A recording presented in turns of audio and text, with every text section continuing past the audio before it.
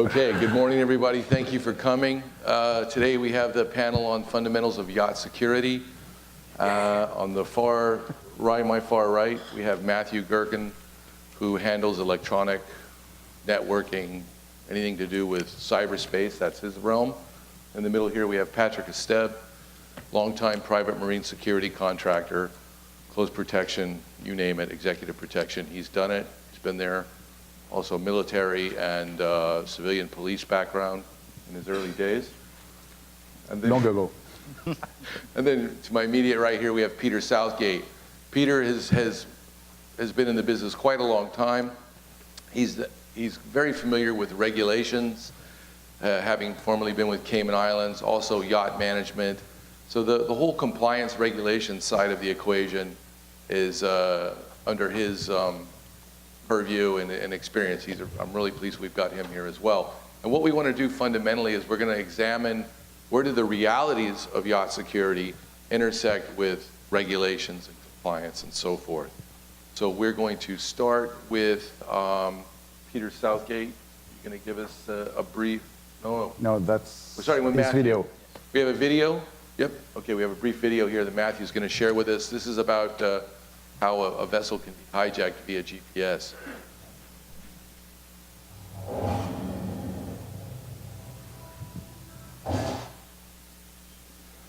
Off the southern coast of Italy in June 2013, a 65-meter super yacht and her crew were part of an unprecedented experiment led by the University of Texas at Austin that successfully coerced the vessel off course using a custom-made GPS spoofing device. 30 miles from land, the crew's sense of the ship's location is based entirely on civil GPS signals broadcast from orbiting satellites. A UT student, serving as the attacker, commands the spoofing device to transmit faint counterfeit signals towards the ship's antennas. The attacker increases the power of the spoofing signals until they are stronger than the satellite signals, gaining control of the ship's navigation system. The takeover is stealthy. No alarms are triggered. Once in control, the attacker initiates a 3-degree change to the ship's course. The ship's navigation system reports that the vessel is drifting slowly to the left. The false location is represented here by the ghost ship. The crew applies a course correction to bring the ghost ship back onto the intended path. In reality, the ship is now on the attacker's course.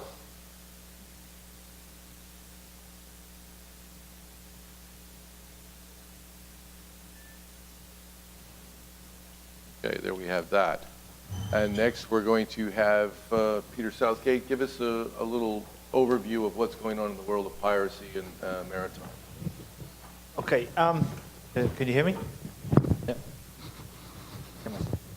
Yeah, well, thank you, Jeff. I think, as Jeff mentioned, my background is flag for recent I've been management for years. So I've seen the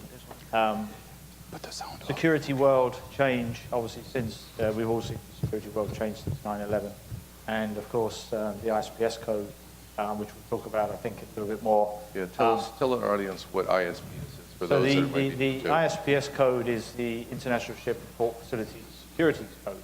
So essentially, after 9/11, there was concern that the type of incident that they were using aeroplanes for could quite easily be applied to ships. So that's where the ISPS code came from, and that came out in very rapidly in 2004 after the 9/11 incident. So it was one of the quickest developed conventions because of the concern about security. In the beginning, obviously people were concerned. Yachting, the nature of yachting itself is a very secure business. I mean, the type of people that we have on board the yachts, obviously they're high profile, high net worth individuals. They need protecting. So security that was already established in the yachting world in particular was already there to a large extent. The ISPS code really just served to consolidate that and really learn some of those practices, but also it was geared more towards the big ships, the large commercial merchant ships that perhaps didn't have the same security intent or direction. Great, thank you, Peter. I'm sorry. But we talk about one of the things about ISPS and particularly maritime security, and one of the most prominent issues that we've faced in the modern world is piracy. Now, we've all heard about the stories of ships being hijacked in the Gulf of Aden and being held to ransom, crews being threatened and or worse. And ISPS really brought itself into its own when it comes to piracy controls. And for many years, there was concern about how do we tackle piracy, because it was, the ships really didn't have any defense mechanism other than to speed up or to do zigzags. And these guys were operating in very fast skiffs and managed to get on board fairly easily without any resistance. And then, of course, back in I think it was 2012, 2013, we brought in armed guards, and the maritime community recognized the need for armed guards in these high-risk areas. And since the inception of using armed guards, there have been very few successful piracy attacks, particularly in the high-risk areas in the Gulf of Aden. But having said that, if you look at the latest statistics, there has been a resurgence in piracy in the Gulf of Aden this year, and there have been other areas that are springing up where pirates are recognizing the so-called cash cow, the ship that offers a nice access to either ransoms or to Nice payday. Yeah, exactly, Okay, a nice great. payday. So Thank you for that. Let's we're going to move on now to a brief slideshow. Just stand by with the slides first, because I want to highlight something that's important to realize that I'm sure Peter's aware of. In addition to ISPS, here's just some of the other acronyms that are involved in the world of security and how it's codified. We've got, whether it's the flag state, IMO, International Maritime Organization, MCA, Maritime Coastal Authority. Did I get that right? I always mix Maritime up. Coast Guard Agency. Maritime Coast Guard Agency, MSCHOA, UKMTO, MARLO, IMB, BMP, ISWAN, PS, or PCASP, which is Private Security, something, RUF, Rules for Use of Force, PMSC, Private Marine Security Contractor, and so on. So you have... I'd just like to add that that's no BS. Yeah. Well said.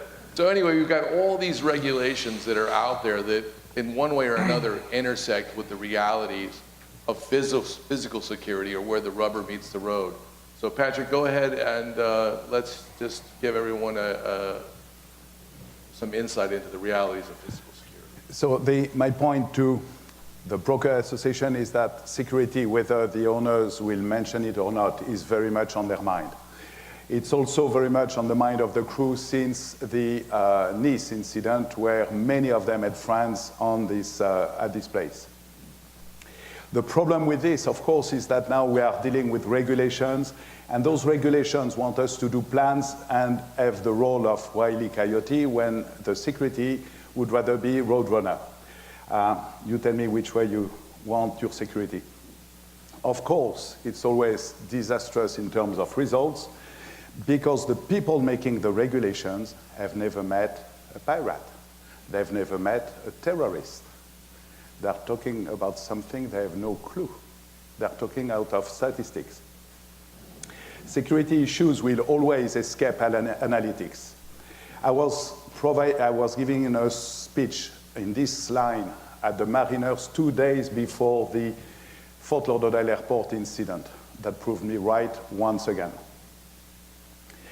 No fixed pattern, procedure, or equipment will ever bring security. Let me repeat this. No fixed pattern, procedure, or equipment will ever bring security. The game of security is a game of blind chess. They can see your pieces, they can see you move, you have no clue of what this is. And you can imagine this, it's the same in Afghanistan, where we have people in uniform and they have no clue of who the Taliban is. You better know your game. After the facts, it's always the failure of the system, the failure of the regulations is always evident, as here with the bombers in Brussels.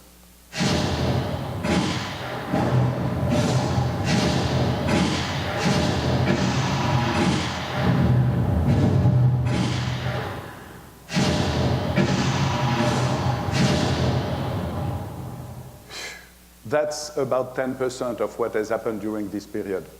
I didn't bring incidents on yachts because we all prefer to protect our owners, but a few things happen as well there. So don't you think we should prioritize versatility over regulations? Remember the miracle on the Hudson? This miracle was precisely achieved because that man didn't follow the rules. The people he saved couldn't care less whether he didn't follow procedures.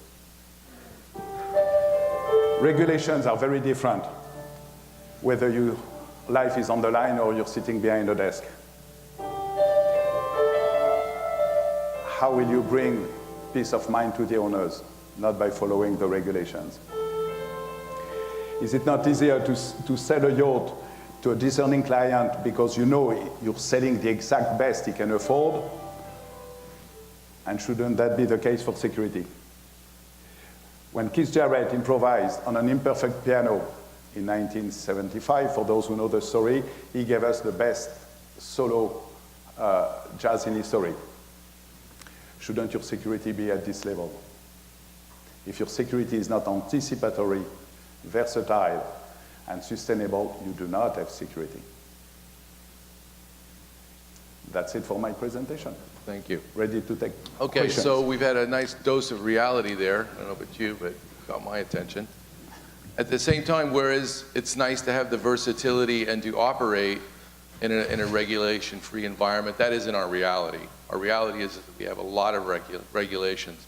So Peter, I'd like to ask you if you can encapsulate perhaps in 30 seconds or less. We're going to keep everybody on that because we've got a lot of ground to cover.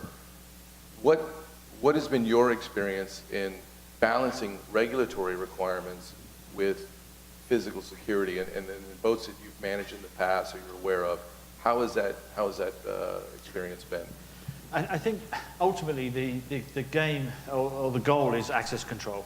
I think with any security, if they can't get on board, they can't do any harm, and that's really been the focus. I think it's been a practical application of access control, whether it be in a port or in any circumstance. So I think the thing is, yachts are very secure. It is quite difficult to get on the yacht, and I think the moat theory, a moat around a castle. Exactly. And if all else fails, and there's credible intelligence that somebody is about to attack, then the good thing is you can get out of there and get out of harm's way.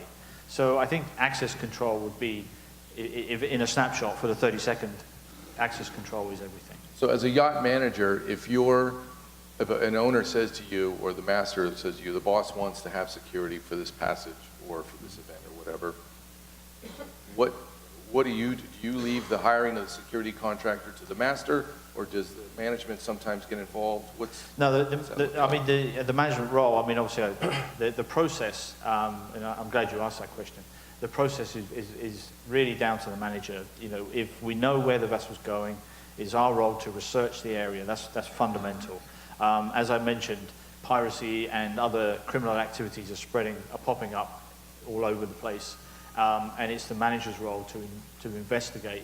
Particularly with the yachts going to more far-flung places now. The routine cruising areas, they're expanding. People are going to areas where they've never been before. So the manager's role is to research the areas they're going into and making sure that firstly the vessel isn't going to an area that is a high-risk area. And even if they have to passage through a high-risk area, then the manager's role is to investigate what are the precautions that need to be put in place. Are armed guards appropriate? Hiring armed guards, there are companies, such as Mast, such as, the name escapes me, but there are companies who will provide PCASPs, as Jeff described, one of the and which are private security companies effectively. And these are endorsed by Flag. Flag, I mean, we have Marshall Islands sat at the back there. They issue a letter of no objection. So when you have armed guards on board, the Marshall Islands recognize you're carrying those armed guards for a reason. And So do you have to go to Flag State first to notify them? You have to, yeah, there's a process to be followed. Okay, and then what about insurance? Where do they come in? Yeah, exactly. Insurance, everything. What's the hierarchy of order? Well, it would be Flag and then the insurance.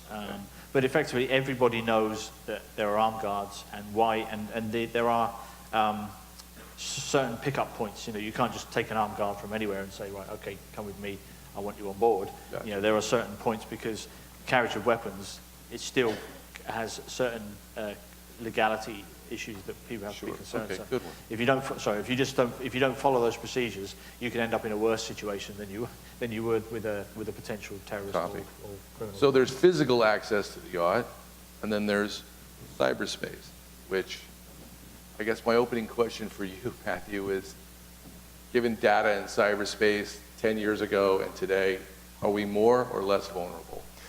We're more vulnerable.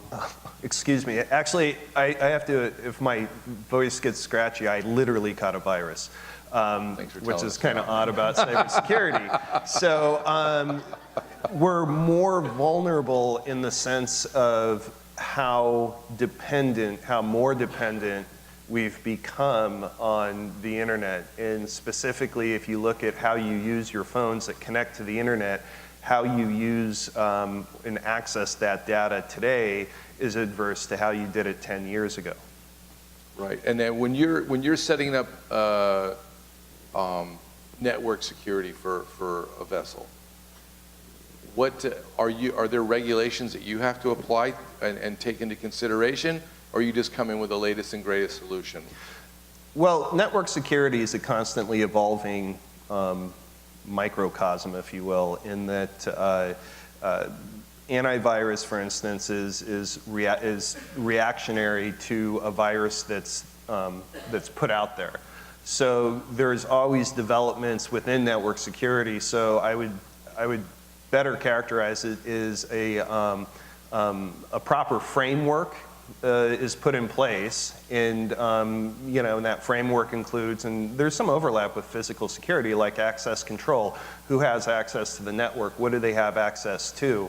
You know, the difference between the network on a vessel as adverse to the vessel itself is the network the vessel is accessible from anywhere in the world at any point in time, whereas from a physical security standpoint, if you want to hijack a vessel, you have to be at the vessel. Whereas if you want to ransom a vessel, you can do it from a Starbucks and have a cup of coffee, and the vessel's not going to know who you are or where you're at. Anybody that has money is a target, and then anybody that has money and is connected to the internet is a vulnerable target. And of course, the more money you have, the greater target you are. So, you know, the biggest threat now is definitely ransomware and the ability to ransom a boat. I personally, I am a technology cripple. I don't get it. I defer to my 11-year-old for help me with the iPhone. Explain to us briefly, what is ransomware? Ransomware. When did it start? Ransomware is basically a virus that goes into a computer or a network. You don't know when it's introduced. Over 90% of the time it comes through via an email attachment, and it will sit on the network, and essentially the person that or the hacker that has introduced it into the network can see exactly what's on the network, what the files are. So at a certain point in time, if they realize that they have the ability to ransom a super yacht, say a $250 million yacht. But what would they use as leverage? I don't understand that part. They basically just lock the entire network down. Okay, so the captain would go to click on a Word document, and it would be a shortcut, and then that shortcut would pop up with a text message that says basically your entire network has been locked down, and this is the amount of money that I'm demanding, and this is a process that you will use to pay me, and if you don't pay me, then I will delete all your files. And 75% of the time, the people that do end up paying will get their files back, but the problem is that within weeks, the same ransom comes right back up, and because the problem is that they don't have any backup systems in place so that they can go back far enough in their backups to restore their network to actually have a clean network. So I've been on a lot of boats where the network backup is basically a $100 Western Digital hard drive rather than an actual RAID backup server that can go back months. We'll touch on more on that, minutiae of that a little bit later. Patrick, so you have to deal with electronic security, physical security, and navigate regulations, and work with yacht managers and captains. Tell us a little bit about when you're hired, when a master of a vessel or a yacht manager comes to you and says, we need your services here for this passage or whatever, tell us a little bit about your procedure for preparing either to train the crew or to provide close protection. Thank you. But before answering this, I would like to address the fact that access control in my mind is not enough. You need to control the area around the boat, and there are many reasons for this. How do you do that? The tolerance for bullet holes on a Lursen or a Fed ship must be close to zero. I'm pretty sure on a Westport it will also be close to zero. What will be close to zero? The tolerance for bullet holes. For bullet holes, okay. So you really don't want people in your perimeter, in the periphery of the boat. You want to establish that area. And so this is established by security, by surveillance. There are a number of means. We won't have time to go this. But indeed, the best step to set up the security on a boat, by experience, has always been to train the crew first, because we bring so many paradigm shifts in the mentality of the crew, in the perspective of the crew, who understand that security is not what they were told. It has nothing to do with safety. Safety is one animal with one where you actually apply the procedures you've learned, like the triangle of fire. Everybody knows this. Anybody puts water on an oil fire in the galley is not going to find a job in the yachting for a long time. But safety follows physical laws. Security does not. So, and of course, when we say this, people are saying, so what do we do? And so we train the crew usually. I'm just back from Charleston where I trained Westport. And after this, the paradigm shift occurs and they understand security. So it's more about feeling. So do I understand correctly that if Peter calls you and says, we've got an 80-meter yacht transiting a high-risk area, and we want AFAIR action to come in and provide security, before you leave the one port and transit that area, you have a training process, time for the crew? No, most of the time we will go on we will have to wing it. Boat. Now we will have to wing it. I'll send the team, just like the competition that Peter was nice to mention. We'll come back to the training of the crew, but what I want to know is that when you get that call, okay, and you're going to provide the security, tell our audience what your procedure is in general. I know you don't like to talk about proprietary measures, but tell us a little bit about what is what happens next? It's simple. There are two problems: bringing the people on board, bringing the guns on board. Okay. And since after 9/11, of course, bringing the guns off board has become a very interesting process. So I won't go in this because, again, I've done this for the last 40 years, so we have done this down to a science, but it's not as easy as it used to be. Some people establish some regulations, I can't figure out why or how, but they like, there are always bin counters somewhere. And yeah, it's of course. And also it's a few details, like no team will come on board without zeroing the guns again and therefore expanding ammunition. And then you have to explain why you have ammunition missing at this. I say, but so was there an incident? I say, no, there was no incident. We just zeroed the guns. What does zero the gun mean? Meaning making sure the gun will shoot where you are aiming at. Because one of our, and this is important, and I think I speak for all the people in my business, the big idea is to have pirates dead in the water instead of having dead pirates in the water. who are never interested, because it's never a good idea to kill the locals. It really doesn't fly well when you reach your destination. You usually have a number of people. Something new. So instead of this, and that's why it's important to have high-powered rifle, very precise, so we can take out the outboards, we can take out the non-human element, and let them down the creek without a paddle to go home. Now they have a problem, and we don't have a problem. That's Gotcha. the whole Excellent. idea. Well said. In your years of managing yachts, have any of the yachts had incidents of piracy or invasion or security breaches that you've had to deal with? Not on the yacht side. I mean, from my flag days, we had merchant ships that were attacked with RPGs. With RPGs. But again, they were not they weren't able to gain access.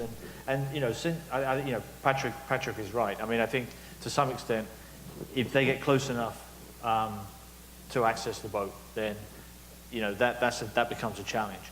You know, I think this is where where the management company comes in. If they're going to an area where there's known intelligence, you know, for example, this year there's been an increased activity in the Sulu Straits in the Philippines, and if you get a client that says, look, I want to go to the Philippines, it's incumbent on the management company to say, okay, well, yes, that's great, but there are certain parts of the Philippines that you really wouldn't want to put the vessel in. So it's advanced intelligence of knowing where you're going, and at least if they're determined to still go there, after you've given them the advice and say, well, look, this is not really the safest area because, you know, this is when you need the Patricks, when you're actually going into these areas because you know that there's a problem. But in a lot of respects, it's time to say, well, look, maybe we should look elsewhere because that's probably not the best place you want to find yourselves in. So that's really what it's about, and supplement that with access control in the routine, because you know you don't want people traipsing on your yacht when you're alongside in Cannes. You know, maybe they're not criminals; they're just people want to see who the person is. But at the same time, you know, you also don't want people that can get on board that can do harm. Right.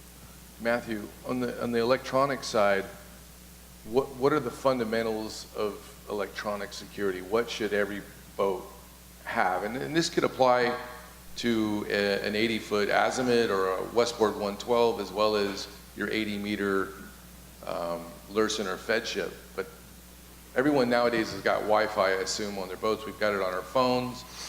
Marinas provide it. There's all these different access points. So what are the fundamentals that people should be aware of? Or if an owner says to a broker, hey, I'm buying this new boat, what should I put in for electronic equipment? To some it may be technical, to others not, but VLANs or virtual local area networks where when you go onto a yacht, you can control the access per the user group. So for instance, we will create a business VLAN that's wireless for the business of the boat.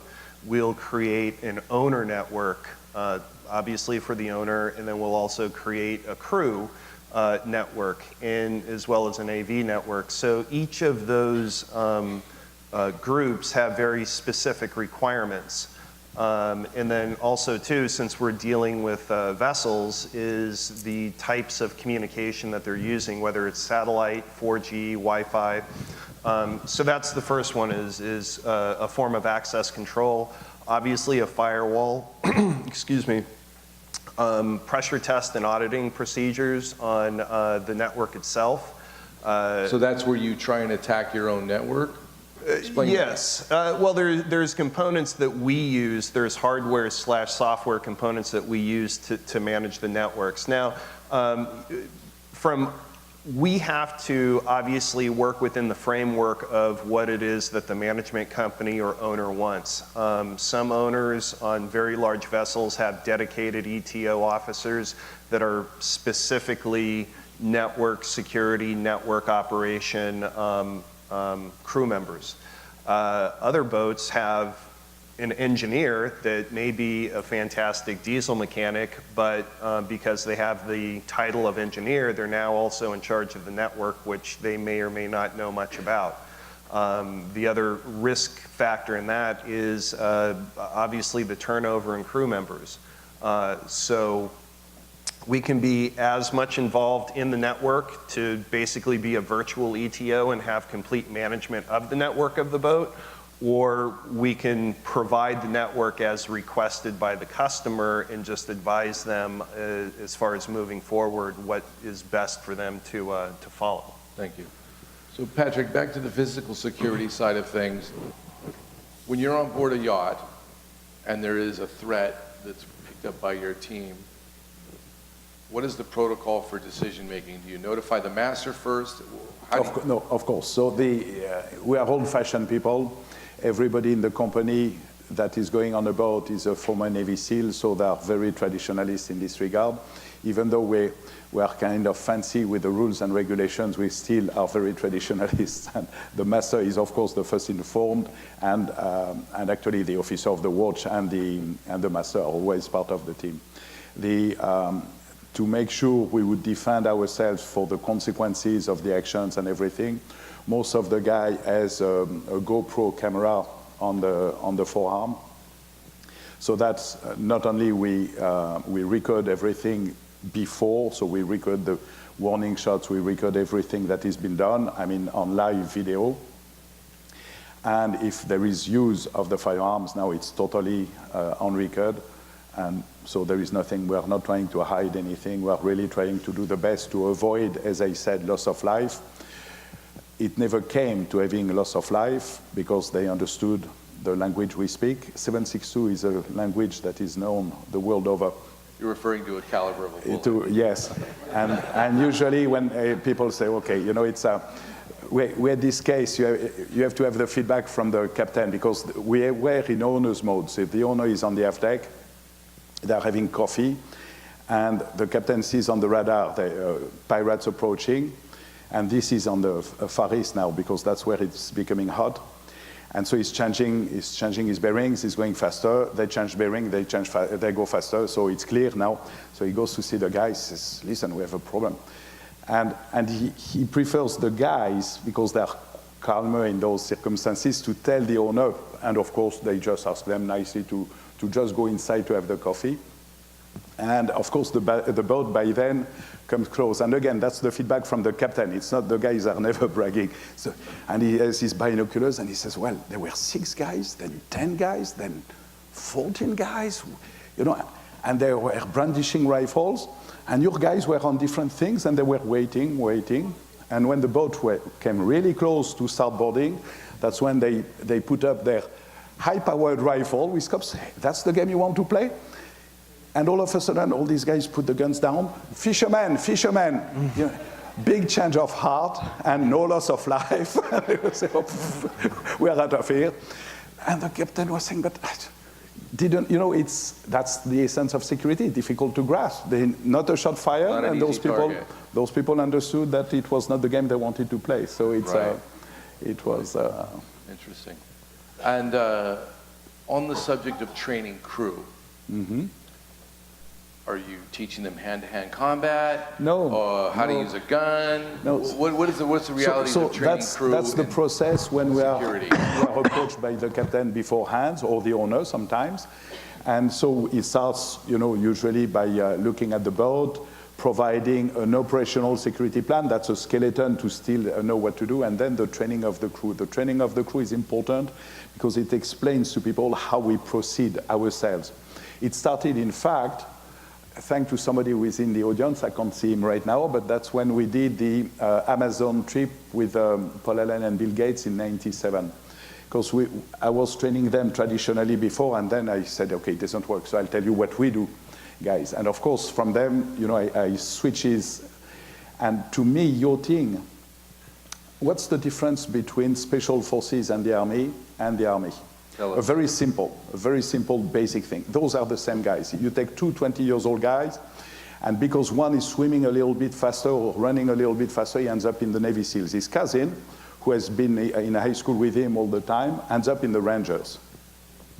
5 years later, one is the ultimate warrior machine, and the other guy is a Rangers, fantastic war machine, but not quite the warrior the Navy SEAL is.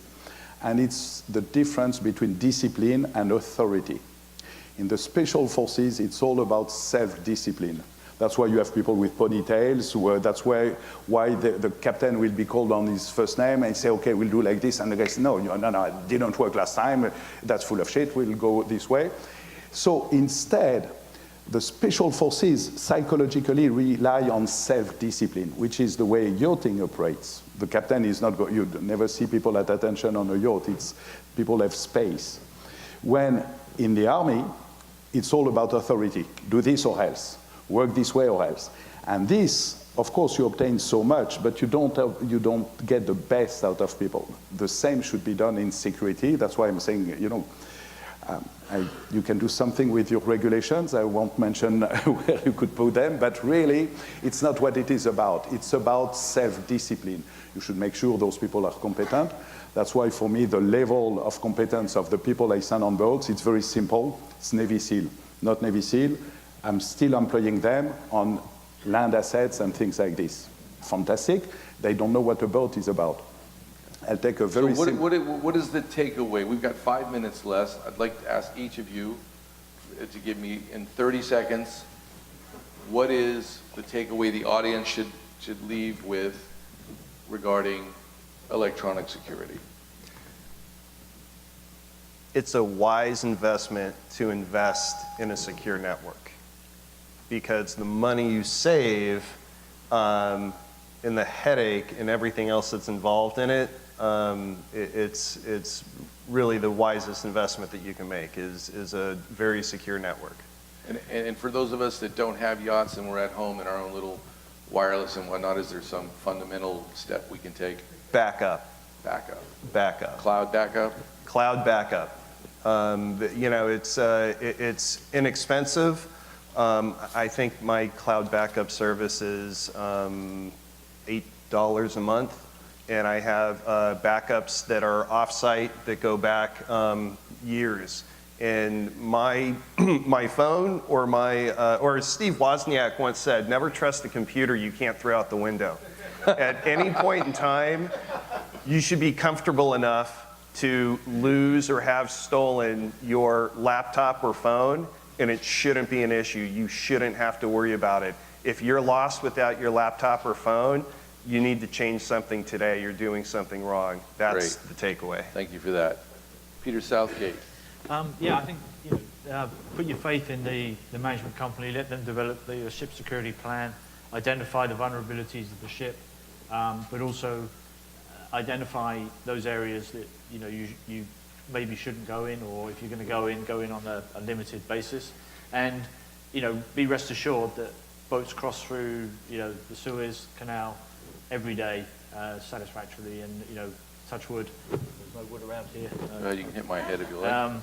Touch wood. It's a very well structured procedure for getting through there, and people are enjoying their boats in far-flung places and inevitably having to pass through these high-risk areas, and they do it successfully on a daily basis. And we've had boats go through there numerous times without incident. So I think whilst it's important to be vigilant and to understand these risks, is not to get carried away and not enjoy your yacht because you're worried about security and piracy. Patrick, in 30 seconds, tell us the takeaways for physical security and things that the audience can do just in everyday life walking down the street. Matthew quoted Wozniak. I will quote Steve Jobs. And he said, we don't hire smart people to tell them what to do. We hire smart people so that they can tell us what to do. And I would say that's the important thing. Hire your security early and listen to what they are saying. It will be very different from rules and regulations, but go early and listen to this. Those people know what they are doing. Right. And then what about for, the slides you showed were innocent civilians on the street becoming victims there. So for everyone's personal life on their day, how should we think about security and just being aware? What do you have to say about that? Can I have another 2 hours? No. So about this, and this is very important. You buy everybody drinks afterward. The cliche is be aware of your surroundings, but you can't walk around on guard like this. And the latest incident with the cars going on the people, it's very difficult. To be aware of your surroundings is not sustainable. the only way to sustain is relaxed alertness. Look at your cat, he's always relaxed, but he's always paying attention. So it's the attention of the mind. It's the mindfulness more than paying attention to what's going around. We can't sustain this. So we have to step back, relax, and pay attention. We can't be on the cell phone walking on the curb now because cars are just going. I have the latest video. I didn't want to put this on these people playing around and going through people. You can't see this coming. It's unpredictable. So you just have to pay attention and be there. Okay, guys, so what we've had here is we've had a nice overview that, as Patrick was fond of telling me, he doesn't like rules. We can see he's a self-disciplined anarchist. Yes, I am. A nice guy. But we have these rules. They do exist, and we have to operate within them, but it's important to realize when you're advising clients that security threats, there are no Marcus of Queensberry rules. You've got to operate accordingly. So we've got a few minutes for questions. Do we have any questions in the audience for any of our panelists? We have 1 minute. 1 minute. One of the first slides showed the college student redirecting the mega yacht. So in that case, he was hijacking the low altitude GPS satellites, and is the government who maintain those satellites doing anything to put more security on them? It's been a while since I actually studied that, but it's basically the spoofing or being able to override a signal. And that can be done, I mean, even with drones now. So it's basically the ability of having a stronger signal over the existing signal and then taking it over. So I don't recall the specifics on that, but basically it was the ability to override the signal on the same frequency and then basically take control that way. Right behind you. Go ahead, get this gentleman first, and we'll go here. I'll be very quick. I guess, so we know a lot about some of the regulations for the ammunition, the armor-piercing rounds, all the rules of engagement, but are there regulations also on the technological side when it comes to just how strong your signal can be or what you're doing to jam possibly invasive signals, or is that kind of free reign? Well, that's basically electronic warfare. I mean, that's the area that it goes into. So, I mean, for instance, even now with the proliferation of drones, I was at the Monaco show, for instance, and they had a device that was mounted on what appeared to be an assault rifle, and basically it just would track and find the signal, override the signal of the existing drone, and then you could control the drone and basically, land it right into the water. Right here, Rosemary Joyce from Hargrave Yachts. Question to you. You have a secure line. You're communicating with the yacht in a marina, and you're passing security information. What is to prevent somebody hacking or getting in from the captain who's using the marina Wi-Fi, taking your information, leaving you out of the loop, and then when they get what they want and they get the money wired where they want, et cetera, and now you're back in the loop? Is there any way to protect the receiver when you get that information back from the receiver and it can't be interrupted? I think I understand that.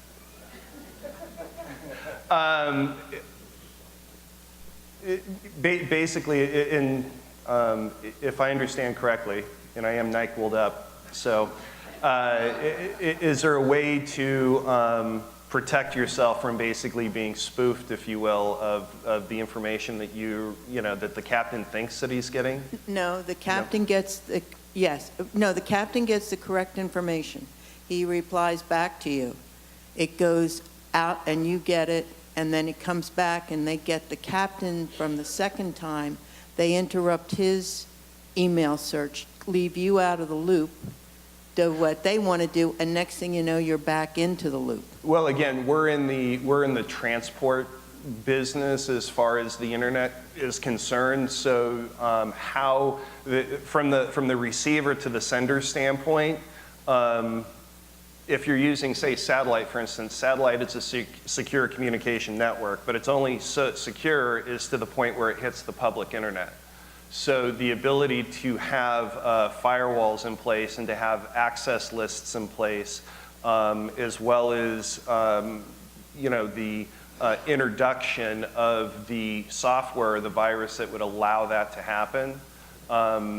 Those are basically, it's kind of like putting together a cake. You have to have all the right ingredients, and based upon that, then you can kind of create more of a controlled environment. So, I'm not going to say that there's one foolproof way to do it, but there are certainly certain things or steps that you can take and common practices to avoid those things from happening. And there are, especially now in the financial sector, there are certain procedures that are taking place now because of events like what you're speaking to. So, for instance, just real quick, there was a yacht sale. 10 seconds.